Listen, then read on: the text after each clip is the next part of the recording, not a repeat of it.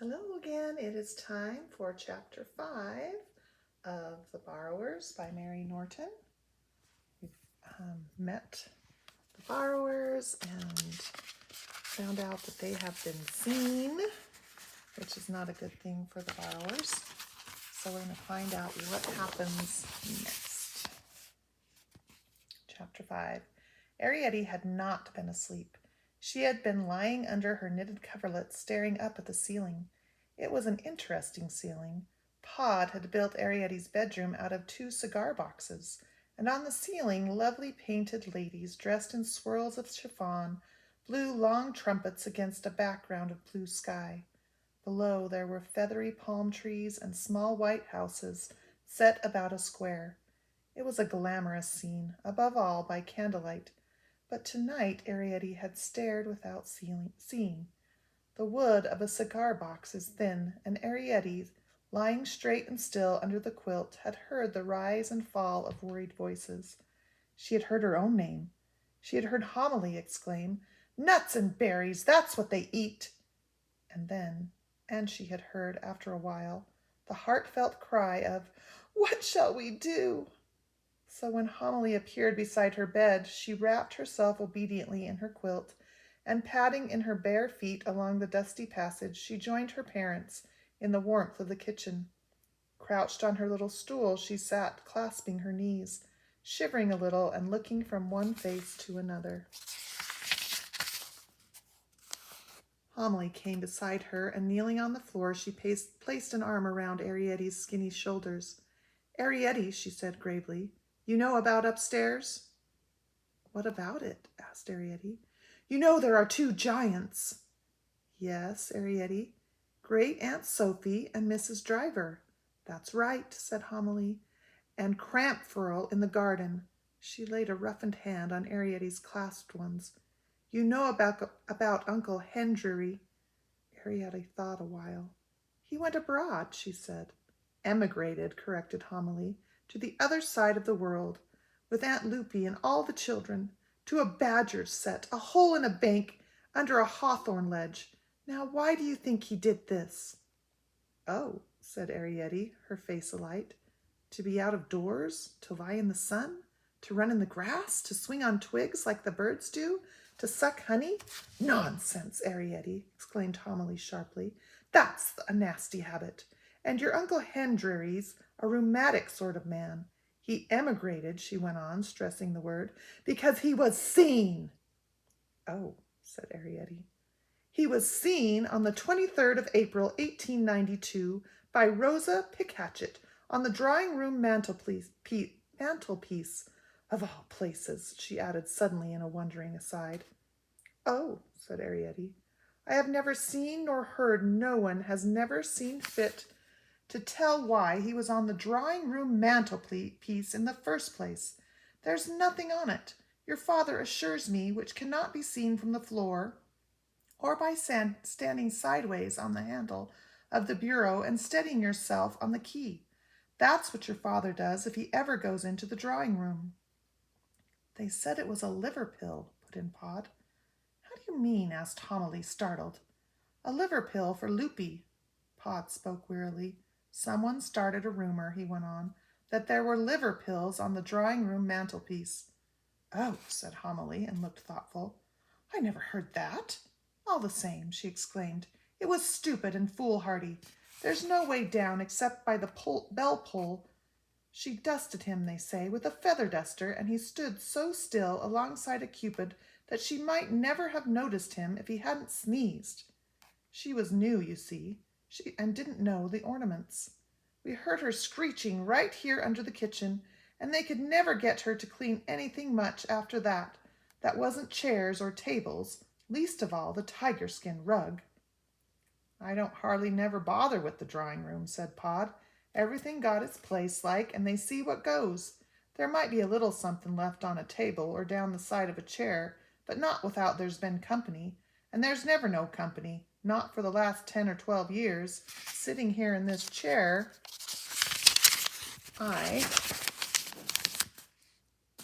can tell you by heart every blessed thing that's in the drawing-room, working round from the cabinet by the window to the—" There's a mint of things in that cabinet, interrupted Homily. Solid silver, some of them. A solid silver violin they got there, strings and all, just right for our Arietti. What's the good, asked Pod, of things behind glass? Couldn't you break it? Suggested Arietti. Just a corner, just a little tap, just a... Her voice faltered as she saw the shocked amazement on her father's face. Listen here, Arietti, began Homily angrily, and then she controlled herself and patted Arietti's clasped hands. She don't know much about borrowing, she exclaimed to Pod. You can't blame her. She turned again to Arietti. Borrowing's a skilled job, an art-like. Of all the families who've been in this house, there's only us left. And do you know for why? Because your father, Arietti, is the best borrower that's ever been known in these parts since, well, before your granddad's time. Even your Aunt Lupe admitted that much. When he was younger, I've seen your father walk the length of a laid dinner table after the gong was run, taking a nut or a sweet from every dish and down by a fold in the tablecloth as the first people came.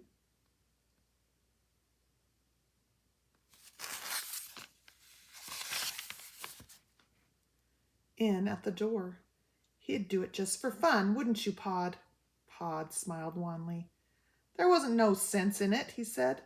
Maybe, said Homily, but you did it. Who else would dare? I were younger then, said Pod. Sorry about that. I were younger then, said Pod. He sighed and turned to Arietti. You don't break things, lass. That's not the way to do it. That's not borrowing. We were rich then, said Homily. Oh, we did have some lovely things. You were only a tot, Arietti, and wouldn't remember. We had a whole suite of walnut furniture out of the doll's house, and a set of wine glasses in green glass, and a musical snuff box, and the cousins would come and we'd have parties. Do you remember, Pod? Not only the cousins. The harpsichords came. Everybody came except those overmantels from the morning room. And we'd dance, and the young people would sit out by the grating. 3 tunes that snuff box played: Clementine, God Save the Queen, and the Post-Chaise Gallop.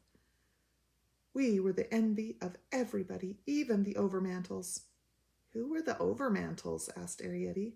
Oh, you must have heard me talk of the Overmantels, exclaimed Homily, that stuck-up lot who lived in the wall, high up among the lath and plaster, behind the mantelpiece in the morning room. And a queer lot they were.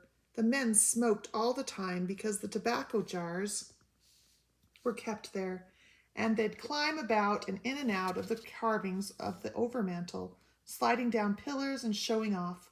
Women were a conceited lot too, always admiring themselves in all those bits of overmantel, looking glass. They never asked anyone up there, and I, for one, never wanted to go. I've no head for heights, and your father never liked the men. He always lived steady, your father has, and not only the tobacco jars, but the whiskey decanters, too, were kept in the morning room, and they say those overmantel men would suck up the dregs in the glasses through the quill pipe cleaners they kept there on the mantelpiece. I don't know whether it's true, but they do say that those overmantel men used to have a party every Tuesday after the bailiff had been to talk business in the morning room. Laid out they'd be, dead drunk, or as the story goes, on the green pushed tablecloth, all among the tin boxes and account books. Now, Homily, protested Pod, who did not like gossip. I'd never seed 'em. But you wouldn't put it past them, Pod. You said yourself when I married you not to call on the Overmantels. They live so high, said Pod, that's all. Well, they were a lazy lot, that much you can't deny. They never had no kind of home life, kept themselves warm in winter by the heat of the morning-room fire, and ate nothing but breakfast food. Breakfast, of course, was the only meal served in the morning-room. What happened to them? Said Arietti. Well, when the master died and she took to her bed, there was no more use for the morning-room, so the Overmantels had to go. What else could they do? No food, no fire. It's a bitter cold room in winter. And the harpsichords? Asked Arietti. Homily looked thoughtful. Well, they were different. I'm not saying they weren't stuck up too, because they were. Your Aunt Lupe, who married your Uncle Hendry, was a harpsichord by marriage, and we all know the airs she gave. Now, Homily, began Pod. Well, she'd no right to. She was only a rain-pipe from the stables before she married harpsichord. She didn't marry Uncle Hendreary. Didn't she marry Uncle Hendreary? Asked Arrietty. Yes, later. She was a widow with 2 children, and he was a widower with 3. It's no good looking at me like that, Pod. You can't deny she took it out of poor Hendreary. She thought it was a come-down to marry a clock. Why? Asked Arrietty. Because we clocks live under the kitchen, that's why. Because we don't take fancy grammar and eat anchovy toast. Because we don't talk fancy grammar and eat anchovy toast. But to live under the kitchen doesn't say we aren't educated. The clocks are just as old a family as the harpsichords. You remember that, Arrietty, and don't let anyone tell you different. Your grandfather could count and write down numbers up to, what was it, Pod? 57, said Pod. There, said Homily, 57, and your father can count, as you know, Arrietty. He can count and write down numbers on and on as far as it goes. How far does it go, Pod? Close on 1,000, said Pod. There, exclaimed Homily, and he knows the alphabet because he taught you, Arrietty, didn't he? And he would have been able to read, wouldn't you, Pod, if he hadn't started to borrowing so young? Your Uncle Hendreary and your father had to go out borrowing at 13. Your age, Arrietty. Think of it. But I should like, began Arrietty. So he didn't have your advantages, went on Homily breathlessly. And just because the harpsichords lived in the drawing room, they moved in there in 1837 to a hole in the wainscot just behind where the harpsichord used to stand, if ever there was one, which I doubt, and were really a family called Linen Press or some such name, and changed it to harpsichord. What did they live on? Asked Arrietty in the drawing room.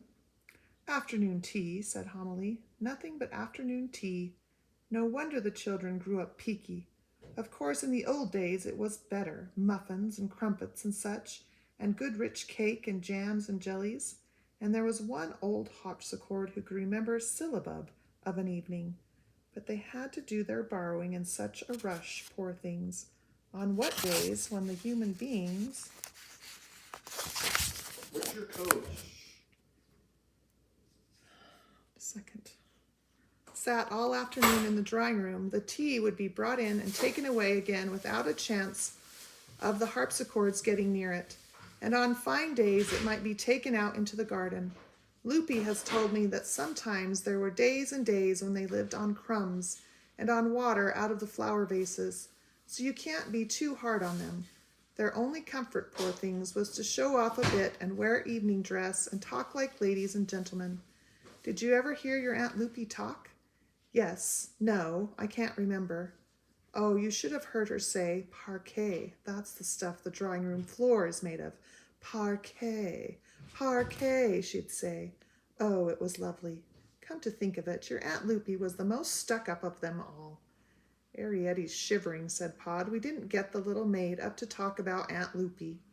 Nor we did, cried Homily, suddenly contrite. You should have stopped me, Pod. There, my lamb, tuck this quilt right around you, and I'll get you a nice drop of piping hot soup. And yet, said Pod, as Homily, fussing at the stove, ladled the soup into the teacup, we did, in a way. Did what? Asked Homily. Get her here to talk about Aunt Loopy. Aunt Loopy, Uncle Hendreary, and, he paused, Egeltina. Let her drink up her soup first, said Homily. There's no call for her to stop drinking, said Pod. What do you think happened to Egeltina? We'll find out in the next chapter. Bye.